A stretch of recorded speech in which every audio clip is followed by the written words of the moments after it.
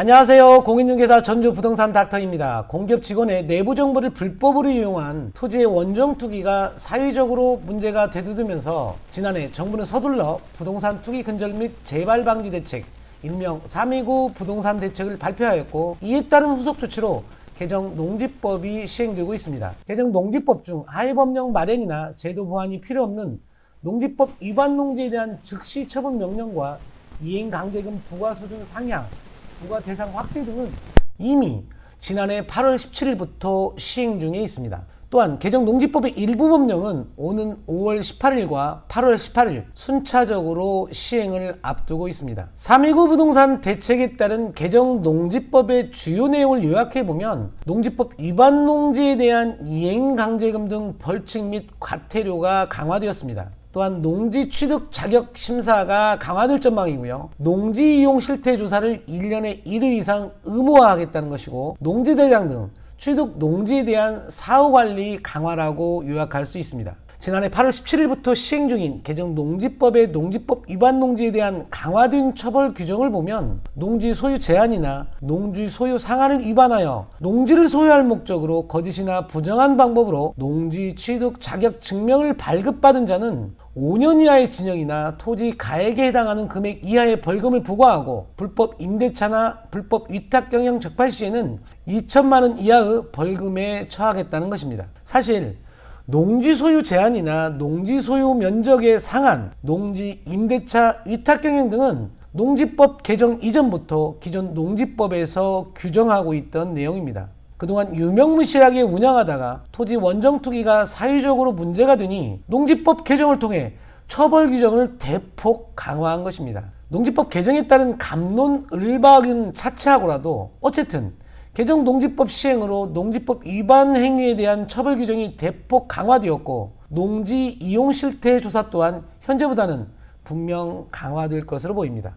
농지 취득 자격증명 심사 강화로 인해 농지 취득이 까다로워지는 것이야 그렇다 손 치더라도 농지법 위반 행위에서 실무적으로 가장 문제가 될 수 있는 부분이 바로 소유농지 임대차입니다.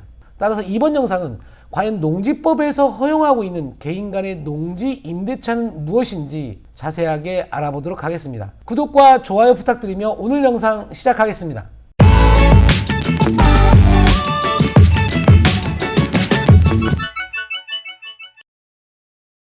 농가별로 일정 면적 이상 농지만 작성하던 농지원부를 대상 구분 없이 필지별로 작성하는 농지법 시행령 일부 개정안이 지난해 10월 14일 공포되었고, 오는 4월 15일부터 시행을 앞두고 있어 이미 각 지자체별로 안내 서류가 발송되고 있습니다. 당초 1,000제곱미터 이상 농지를 소유한 농업인이 세대별로 작성하던 농지원부를 필지별로 작성하도록 변경하고, 농지원부 작성 대상도 면적 제한을 폐지해 모든 농지로 대상을 변경하였습니다. 토지대장 등 타 공부와 마찬가지로 필지 기준으로 작성하게 하고 관리 책임을 명확하게 하겠다는 것인데요. 결국 근본 농지법 시행령 개정은 지난 3.29 부동산 대책에 대한 후속 조치로 농지원부를 농지대장으로 전환하여 농지관리의 효율성을 높이는 일련의 제도 개선 추진 내용 중 하나로 보시면 될 것입니다. 오늘 영상에서 농지법에서 허용하고 있는 소유농지의 개인 간 임대차를 살펴보고자 하는 취지가 바로 여기에 있습니다. 그동안 요식행위 정도로 치부되며 유명무실하게 운영하던 농지 이용 실태 조사나 농지 관리가 이처럼 분명 강화될 것이기 때문입니다. 실무적으로 농지 개인 간 임대차가 관행처럼 묵인되어 왔었는데요. 이번 개정 농지법 시행으로 농지법 위반 행위에 대한 처벌이 강화되었기 때문에 혹여 나의 행위가 농지법 위반 행위는 아닌지 세심하게 들여다보아야 할 것입니다. 농지의 임대차는 소작제도의 폐해를 방지하기 위하여 헌법에서 소작제도를 금지함에 따라 소유농지를 타인에게 임대 또는 사용대하는 것을 원칙적으로 금지하고 있습니다. 다만 농업의 생산성 제고와 농지의 합리적 이용을 위하거나 불가피한 사정이 있는 경우에 한해 농지법에서 농지의 임대차를 허용하고 있습니다. 농지법에서 허용되는 농지 임대차를 살펴보기에 앞서 먼저 농지법에서 합법적인 농지 임대차는 농지법 제6조와 제7조에서 규정하고 있는 농지 소유 제한이나 농지 소유 상한에 위반되지 않는 합법적인 농지한다는 점입니다. 이 점을 꼭 기억해 두시기 바랍니다.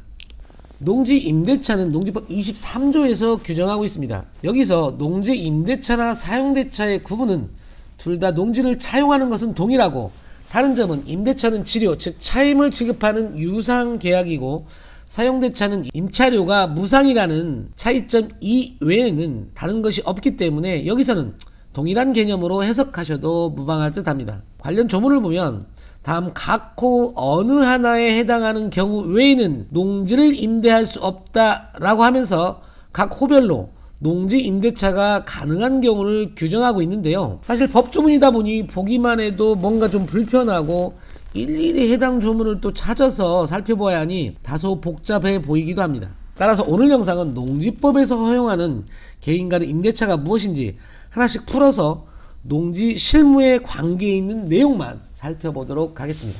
임대가 허용되는 농지는 농지법 제23조에서 규정하고 있다고 했습니다. 다음 각호 어느 하나에 해당한 농지는 취득 시기에 관계없이 임대나 사용될 수 있다라고 규정하고 있는데요. 첫 번째, 국가나 지방자치단체가 소유한 농지인데요. 이것은 뭐 국가나 지방자치단체에서 알아서 하라고 하고, 두 번째, 1만 제곱미터 이하의 상속받은 농지입니다. 상속받은 농지는 개인 간의 임대차가 가능하다는 것인데요. 다만 상속받은 농지 중 상속인이 영농에 종사하는 자가 아니라면 1만 제곱미터를 초과한 농지를 소유하고자 하는 경우에는 한국농어촌공사에 위탁 임대하는 형태로만 소유할 수 있습니다. 다음은 8년 이상 농업 경영을 하던 자가 이농한 경우 이농 당시 소유하고 있던 1만 제곱미터 이내 농지도 개인 간의 임대차가 가능한데요. 이 역시 1만 제곱미터를 초과한 농지는 우리가 농지은행이라고 칭하는 한국농어촌공사의 위탁 임대 형태로만 소유가 가능합니다. 이농이 뭐냐고 물어보신 분이 계신데요. 8년 이상 농업 경영을 하던 자가 영농을 그만하는 경우를 이농이라고 표현하고 있습니다. 다음은 한 개 농지 중 최상단부터 최하단부까지 평균 경사율이 15도 이상이면서 집 떠나진 농지의 규모가 2만 제곱미터 미만인 영농여건 분리 농지는 개인 간의 임대차를 허용하고 있는데요. 우리가 평균 경사도가 몇 도인지 우리가 어떻게 알아요? 그러니까 아무 걱정할 필요 없습니다. 토지 이용 계획 확인서를 발급받아 보시면 영농여건 분리농지라고 표시가 되어 있습니다. 다음은 농지법 제13조 제1항에 따라 농지 저당권 실행을 위한 경매를 2회 이상 진행하여도 경락인이 없어 저당권자 담보농지를 취득하여 보유하고 있던 농지, 사실 이것도 금융기관이나 해당되지 일반인은 해당이 안 되기 때문에 농지 저당권자로서 2회 이상 유찰된 담보농지를 취득할 수 있는 자를 규정하고 있습니다. 농지법 13조 1항에서 여기에 보면 개인은 해당되지 않고요. 농협, 수협, 산림조합이나 한국농어촌공사, 시중은행인 금융기관 등을 규정하고 있습니다. 따라서 개인은 해당되지 않습니다. 여하튼 뭐 결국 이런 농지들은 개인 간의 임대차가 가능하다는 얘기입니다. 농지 전용 허가를 받거나 신고를 하였으나 아직 농지 전용 목적에 착수하지 않은 농지도 임대차를 허용하고 있는데요. 밑에 내용과 함께 같이 싸잡아서 한번 살펴보도록 하겠습니다. 다음은 주거지역, 상업지역, 공업지역 및 도시군 계획시설하는 농지 또는 2009년 11월 28일 이후 농림축산식품부 장관과 농지조정 협의를 거쳐 지정된 계획관리지역 내 지구단위 계획구역 안에 농지인데요. 이런 농지는 개인 간의 임대차가 가능하다는 얘기인데, 잘 살펴보시면 주거상업 공업지역은 도시지역으로서 이미 농지 전용 협의를 마치고 용도지역을 지정한 것이고요. 계획관리지역의 지구단위 계획도 개발을 하겠다고 한 것이기 때문에 이미 전용 협의가 맞춰진 농지는 농지로서 보지 않겠다는 것이죠. 근데 우리가 여기서 한 가지 주의해야 될 것은 주거상업 공업지역 안에 농지라고 하더라도 요거 휴경하시면 안 됩니다. 농지법 부칙 제4조에 따라 농지법 시행 이전부터 소유하고 있는 농지는 개인 간의 임대차가 가능합니다. 농지법 시행은 1996년 1월 1일부터 시행됐는데요. 농지법 시행 이전에 취득한 농지는 농지법 적용을 하지 않겠다는 것입니다. 그렇다고 해서 농사를 안 지면 안 됩니다. 똑같습니다. 주거, 상업, 공업적인 농지나. 다음은 60세 이상 고령으로 인하여 더 이상 농업 경영에 종사하지 아니하게 된 자로서 농지 소유자가 거주하는 동일 시군군 또는 연접 시군군에 소재한 농지 중 자기 농업 경영에 5년을 초과하여 이용한 농지는 개인 간의 임대차가 가능합니다. 이게 8년 이상 농업 경영을 하던 자가 이농한 농지하고 조금은 구분해서 살펴볼 필요가 있는데요. 다시 설명드리면 자기의 농업 경영에 이용한 기간이 5년이 넘는 농지를 소유한 60세 이상의 사람이 더 이상 농업 경영에 종사하지 아니하게 되는 경우 농지의 소재지가 시군 또는 연접시군에 있는 농지는 개인 간 임대차가 가능하다라는 것입니다. 지금 우리가 뭘 알아보고 있는 거죠? 소유하고 있는 농지 중 임대차가 적법한 경우, 즉 농지법 위반이 아닌 경우를 살펴보고 있습니다. 다음은 징집, 취약, 선거에 따른 공직 취임으로 일시적으로 농업 경영에 종사하지 아니하게 된 자가 소유한 농지도 임대차를 허용하고 있습니다. 다음은 교도소, 구치소 또는 보호감시설에 수용 중인 자가 소유한 농지도 임대차가 허용됩니다. 그런데 사실 농지 임대하겠다고 교도소 갈 수는 없는 일입니다. 다음은 3월 이상 국외 여행을 하거나 부상으로 3월 이상의 치료가 필요한 경우, 이 경우에 소유한 농지도 임대차가 가능하다는 얘기입니다. 다음 쭉 내려가서 보면 요것도 한번 살펴볼 필요가 있는데요. 농업 경영 목적으로 소유하고 있는 농지를 주말 체험 영농을 하고자 하는 자에게 임대하거나 주말 체험 영농을 하고자 하는 자에게 임대하는 것을 업으로 하는 자에게 임대하는 경우, 말이 참 복잡하긴 합니다만 여기서 키워드는 요거죠. 요거 농업 경영을 목적으로 소유하고 있는 농지입니다. 따라서 당초 주말 체험 영농 목적으로 취득한 농지는 재임대가 안 된다는 얘기입니다. 다음은 이 부분은 조금 더 주의 있게 좀 들어봐 주시기 바랍니다. 임대 농지의 양수인으로서 임대 농지를 매수하는 사람으로서 농지법 제26조에 따른 양수인의 지위를 승계하여 그 계약의 잔여 기간 동안 계속하여 임대하는 경우, 농지를 매수하고 싶은데 현재 여건상 작용할 수 없는 사람이라면 이 경우를 잘 생각해 볼 필요가 있습니다. 농지법 제26조에서는 임대인의 지위 승계를 규정하고 있는데요.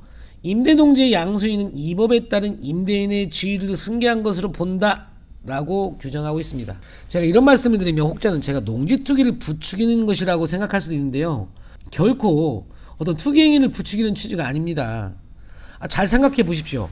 그동안 왜 1,000제곱미터 미만의 농지를 주말체험 영농 목적이라는 취지로 농업인이 아닌 일반인에게 농지 취득을 허용했겠습니까? 농산물 수입이 자유화되면서 농지 가격 하락이 우려되자 농민들의 반발을 무마하려고 일반인의 농지 취득을 장려한 것입니다. 그런데 이제 와서 주말체험 영농 목적의 농지 취득을 제한하고 비사업용 토지로 간주해서 양도세도 추가 과세하겠다라고 하니, 물론 개정농지법이 시행된다고 해서 농지 가격이 쉽게 하락할 것 같지는 않습니다만, 농업에 종사하다가 자녀 결혼이나 고령이라 더 이상 영농이 불가해서 농지를 팔려고 해도 안 팔리거나, 만일 농지 가격이 똥값이 된다면 이거 누가 책임질 거냐는 얘기예요.